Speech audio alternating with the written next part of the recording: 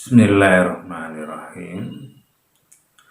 Assalamualaikum warahmatullahi wabarakatuh. Alhamdulillahirabbil alamin. Wassalatu wassalamu ala asrofil anbiya'i wal mursalin wa ala alihi wa ashabihi ajmain. Ma'abah. Saudaraku sekalian, sama-sama kita ketahui bahwa di dalam Al-Quran Allah menyatakan bahwa setan itu musuh kita yang nyata. Artinya tidak ada orang lain yang menjadi musuh kita sebenarnya. Tapi setan itulah yang nyata-nyata yang harus kita waspadai. Karena dia masuk ke tubuh kita, ke pikiran kita, ke hati kita, ke mata kita, telinga kita, tanpa kita ketahui. Sehingga musuh tadi yang ada di tubuh kita tidak mudah kita lawan. Dan kita bisa melawannya tentunya menurut Allah yang Maha mengetahui. Karena kalau kita sendiri tidak tahu cara untuk menghadapinya. Tapi kalau kita mengikuti perintah Allah, insya Allah kita bisa terhindar dari musuh kita, yaitu setan itu. Paling tidak kita tahu tujuan setan itu apa, dan yang diinginkan setan itu apa. Sehingga kalau kita itu tidak mengikuti langkah-langkah setan tadi, ya insya Allah kita akan terhindar dari godaan setan atau bala tentaranya setan itu. Itu yang harus kita ketahui.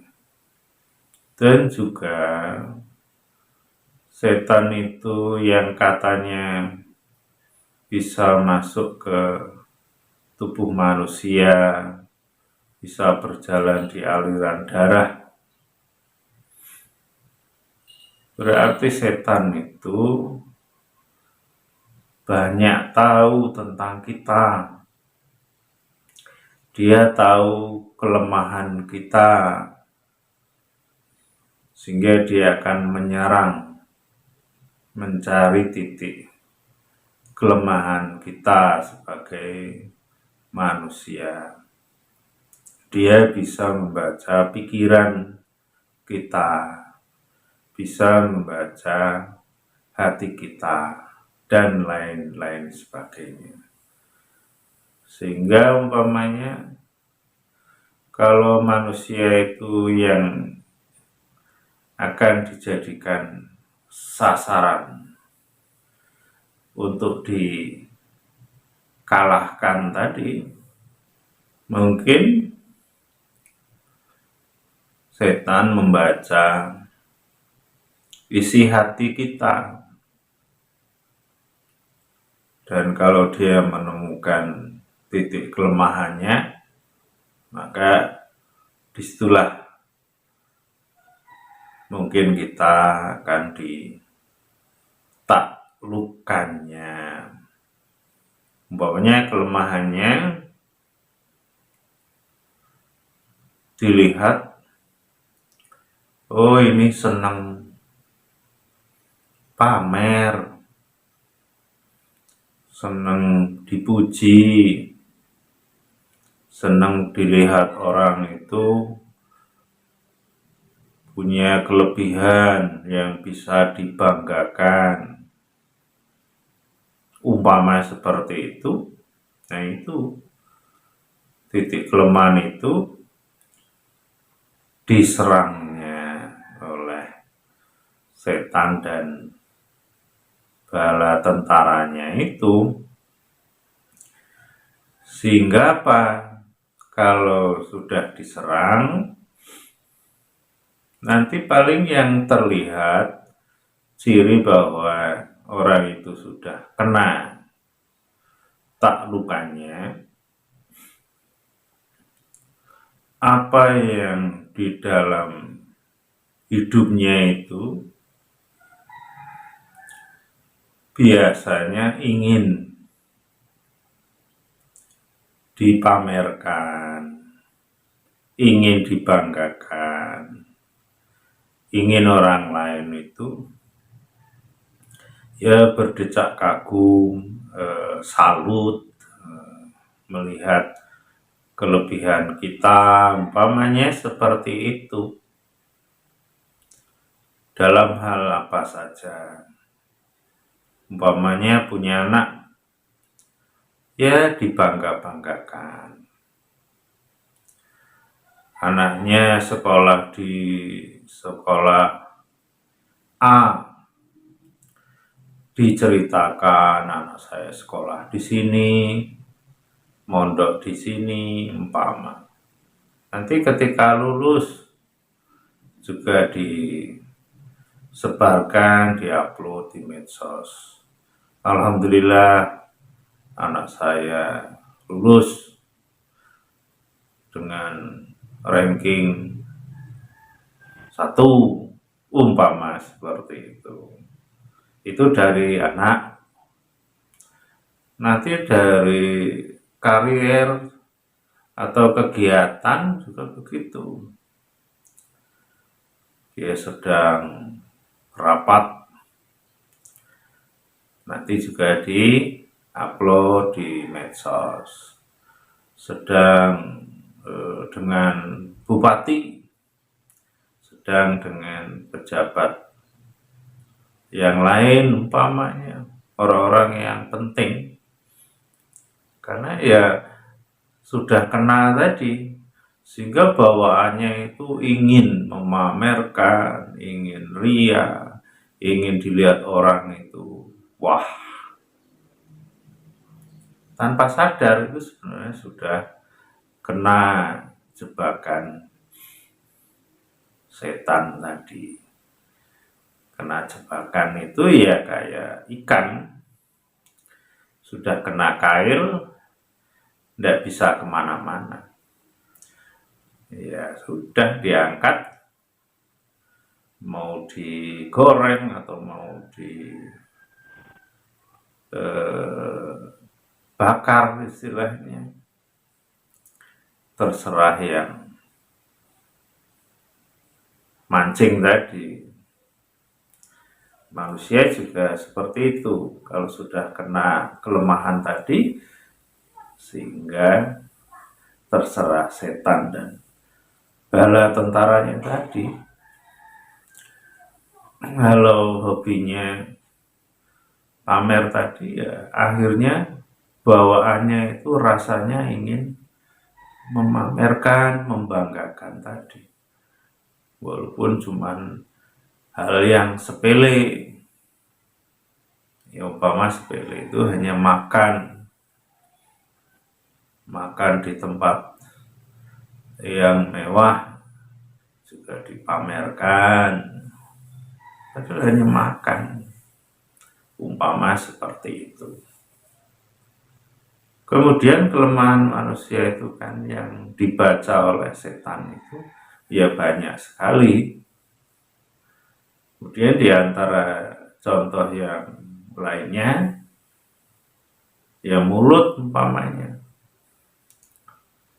itu tahu kelemahannya, suka ngomong, terus ini suka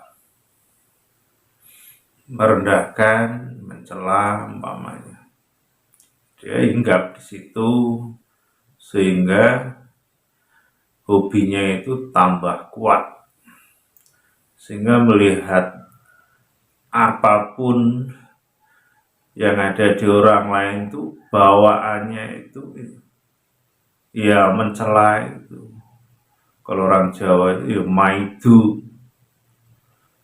Jadi tidak bisa untuk memuji itu atau menghargai, maksudnya sulit, adanya ya kurangnya itu, sehingga didengar itu ya nggak enak, melihat orang kok salah terus.